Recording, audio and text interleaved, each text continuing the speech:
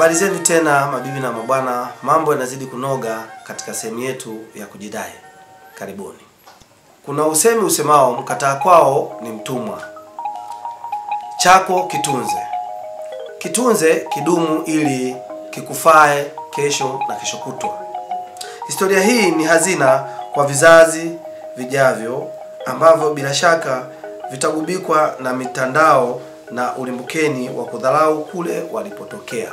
Msimuliaji wako kama ilivyo ada ni yule yule Kiroho Safi. Mambaga nzoka siogopaga mlulu. Makala iliyopita tuliona makabila mengine yaliyoishi kabla ya Wagogo katika mkoa wa Dodoma.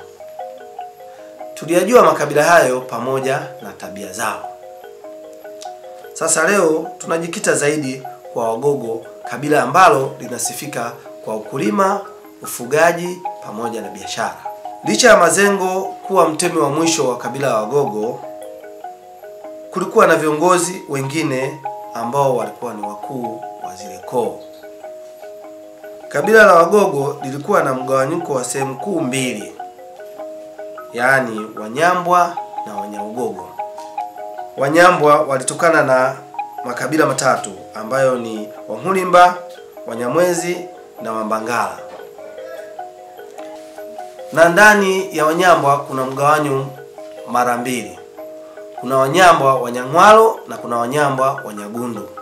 Wanyambwa Wanyagundu wanapatikana katika baadhi ya vijiji kama Chali Igongo, Chali Isanga, Chali Igundu, Chikopero, Chipanga, Chiguluka, Nondwa na vijiji vingine ambavyo sijavitaja hapa. Hivyo vyote vinapatikana magharibi mwa mkoa wa Dodoma. Wanyambwa Wanyang'walo wanapatikana katika vijiji vya Bahi, Chimendeli, Chitalalo, Murugano, Chikola, Mpinga, Chigwe, Ibihwa na vijiji vingi vingine ambavyo sijavitaja hapa. Makabila haya yametawanyika katika sehemu zingine za Tanzania ili kutafuta riziki kama ilivyo makabila mengine ya Tanzania. Hayo tu ni baadhi ya maelezo kuhusu Wanyambwa, Wanyang'walo na Wanyambwa Wanyagundu. Wanyaugogo wao wanapatikana kutoka kwa makabila matatu, yaani Wayenzele, Wambangala na Wangomvya.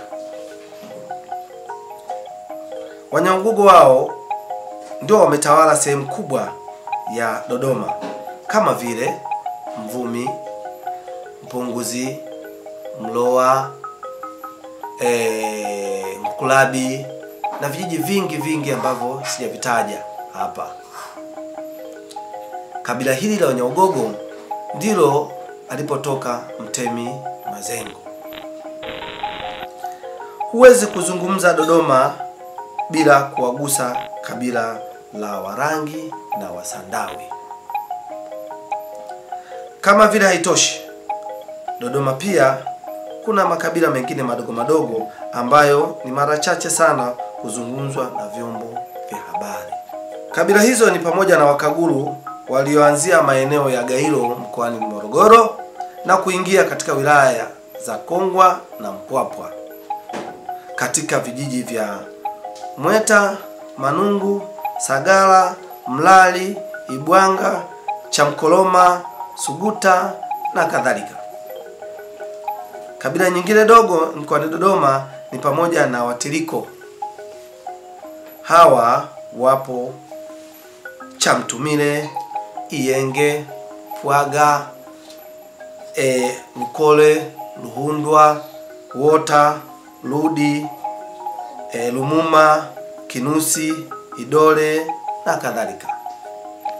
Wachimbu na Wafyomi wanakamilisha idadi ya makabila madogo ya mkoa wa Dodoma. Sifa kuu ya mkoa wa Dodoma kijiografia, licha ya kuwa katikati ya nchi ya Tanzania, pia umepitiwa na bonde la Ufa. Majina asili ya Wagogo ni kama Mazengo, Mavunde, Majimbi, Nonya, Matonya, Mwangulo, Merabi na kadhalika. Na majina hayo yana maana zake.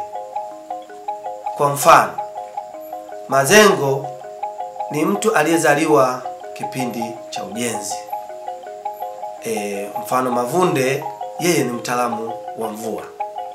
Nyanzira, yeye alizaliwa akiwa anapelekwa hospitali au kwa mkunga, kwa hiyo alizaliwa njiani, kwa hiyo ndo anaitwa Nyanzira.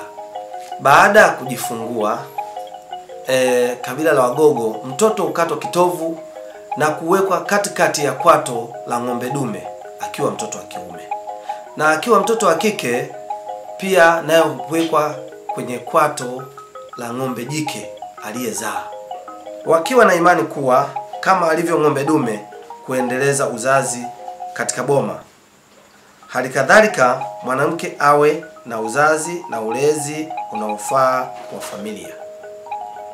Si wote wawekao kitovu kwenye kwato la ng'ombe, bali wengine hufunga katika kitambaa cheusi na kukifunga mkononi ama kiunoni mwa mtoto. Na akiwa mtoto wa kike pia naye huwekwa kwenye kwato la ng'ombe jike aliyezaa, wakiwa na maana ya kujilinda na husda pamoja na ushirikina. Kwa leo tuishie hapa. Makala ijayo tutawaletea ukuaji, ndoa pamoja na jando. Bila kusahau ndonya na pengo lina maana gani kwa Wagogo. Mwana mchiwa kauli shiraga muhengo. Chao.